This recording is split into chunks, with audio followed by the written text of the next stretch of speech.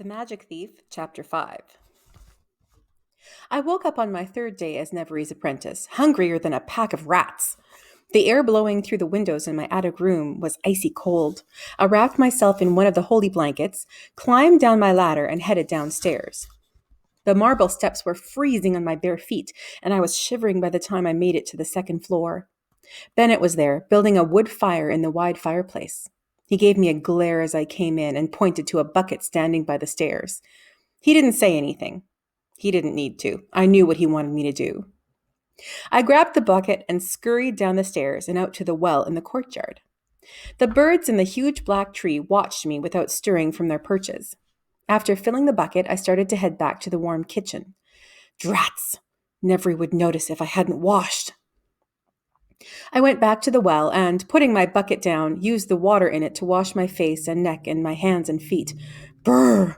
Even with my blanket wrapped around me, my teeth were chattering as I dipped the well bucket down, filled it again, and hurried back to the kitchen. There, Bennett pointed to a kettle on the hearth, so I poured the water in, then huddled up next to the fire to get warm. "Is there any breakfast?" I asked. Bennett didn't answer. After a while, I got warm enough to look around.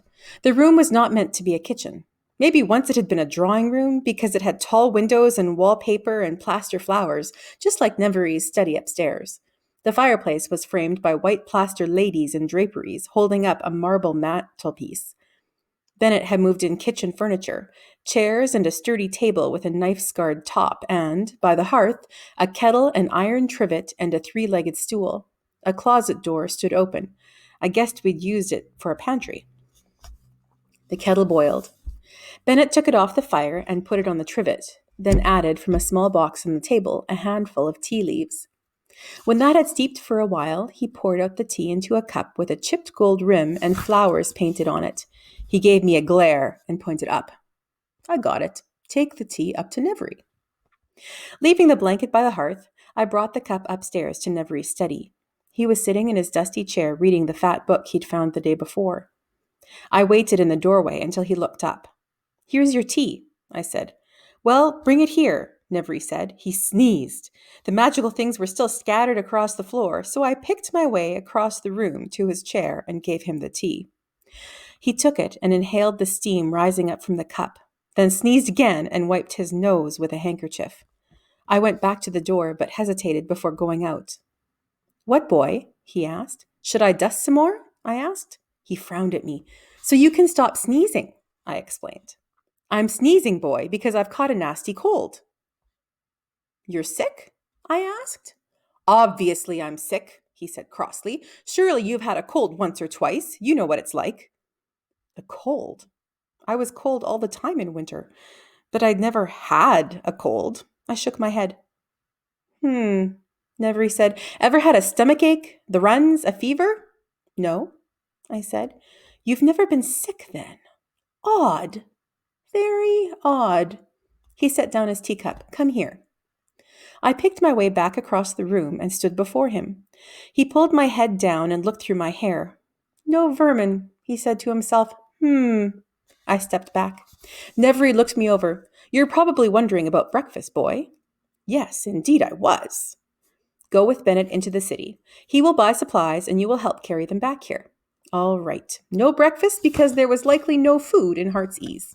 I nodded and shivered back down to the fire in the kitchen. I only had a moment to get warm before Bennett was ready to go. He led me down to the ground floor, stopped to put on a warm coat and stuff a string of copper locks in his pocket, and we were off. I wondered how we were going to get through the magical gates, but Nevery had thought of that. Bennett pulled from his pocket a small stone wrapped in a piece of cloth. It wasn't a locus magicalicus, because Bennett wasn't a wizard, but something else not as powerful. He put the stone up against the lock, and it clicked open. We went on down the tunnel and through each of the gates, one after the other, until we came to the stairs leading up to the night bridge. Bennett led the way, and I followed, out onto the bridge and the busy morning traffic. He turned left toward the twilight. "We going to Stark Square?" I asked.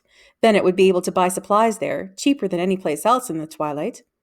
As we went along the dirty cobbled streets, I kept my eyes open. Underlord Crow had a word out on me, which meant his minions would take me off the streets if they could get their hands on me.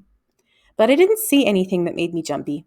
Maybe it was too early in the morning for minions to be about. I followed Bennett up a twisting side street. Suddenly, he stopped and I bumped into him. Glaring, he pulled out the string of copper locks Nevri had given him, pulled off a few coins, and held them out to me. I put my hands behind my back. What was he up to, giving me that much money? He spoke without looking at me. Master Nevery says you're to get some new clothes. He pointed at a shop door. Make it fast. New clothes! I grabbed the coppers and skiffed into the shop. It was a used clothing place, jammed full of bins of odd socks, stained petticoats, and patched shirts. Blinking in the dim light, I edged up to a rack of coats and pulled one out, holding it up to myself. Too big. A hand came down on my shoulder. I looked around. The shop lady stood there scowling. What do you want here, boy? Got anything else like this? I asked, holding up the coat, but a little smaller. Get out. I know you're kind. You're a gutter boy. She grabbed my arm, pulled me towards the door. No, I have money, see? I jingled the coins in the palm of my hand. She paused. I shook the money again. It made a bright sound in the dark shop. She shook her head. All right, long as you've got money. Then she found me some warm trousers and socks and a shirt to go with the too large coat, a woolen scarf and a cap. And boots, I told her. Good stout boots for walking fast in, so I could keep up with Nevery. The shopkeeper wanted to haggle, but I didn't have time. Bennett had said to hurry. So I paid her price, took off my old rags, put on the new warm clothes, and laced up the boots. Stowing my knife and lockpick wires in my new coat pocket, I ran out to meet Bennett. He was standing outside the shop looking impatient. The new clothes made me feel different, and not just less frozen. When I was dressed like a gutter boy, I felt like a gutter boy and sneaked around in the shadows. But wearing new clothes, it seemed like walking around in the daylight wasn't such a frightening thing. Well, I was the wizard's apprentice now, after all. I still had one of the copper locks from the money Bennett had given me, so when we got to Sark Square, I stopped at a stall to buy, not steal, a sausage and a biscuit, then ran to catch up with Bennett. Want some? I asked, holding out my breakfast. I was half afraid he'd take the whole thing, but he just ignored me as usual. We walked through Sark Square's market stalls and tents and their meager pickings. A few people, wrapped in rags and shawls, were shopping. At the end of one row of stalls stood an underlord's minion holding a club, keeping an eye on things.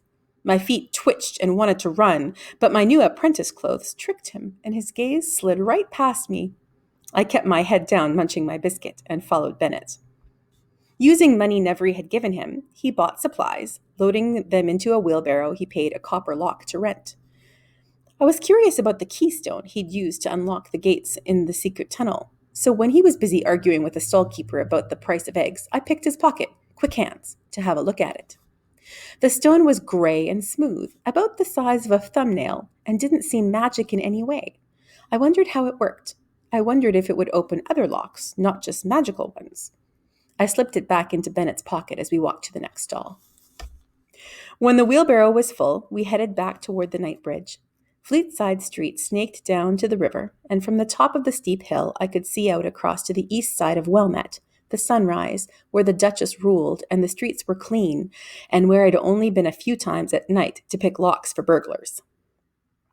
From where I stood, I could also see out over the river to the chain of islands where Wellmet's wizards lived. The largest island, where the Academicos was located, was just upstream from the night bridge.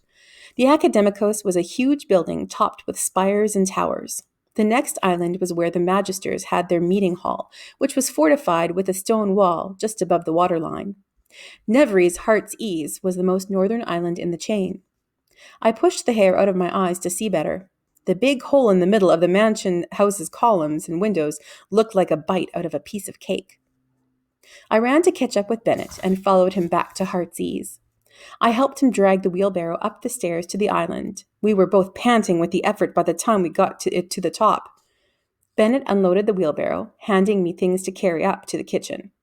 After several loads, we were done, and the kitchen was full of bags and boxes and packages. Bennett stood looking at it all with his hands on his hips. Are we going to have dinner? I asked. Bennett looked over at me and growled. I edged farther away from him in case he decided to thump me. You want to eat? He said. I nodded. He pointed at the supplies. Then cook. I'd never cooked anything before, but I bet I could learn. From Nevery's Journal. Weather turning colder. Early snow possible could mean cold winter. River likely to freeze. My cold worst today. Sent Bennett and Boy to Twilight for supplies. Heard them return. Had been studying grimoire, relearning Embaro spell. Went down to kitchen. Boy cooking dinner. Unsliced lump of bacon in a pan and potatoes charred in the coals. Potatoes half cooked, bacon raw in the middle. Tried a bite, then took pan from Boy, sliced potatoes and bacon and cooked them until properly done. Boy asked how to make biscuits. Told him, but if they're anything like his potatoes, will be inedible. Magisters meet tomorrow. We'll send servant boy to spy on them, assuming Embaro spell works properly.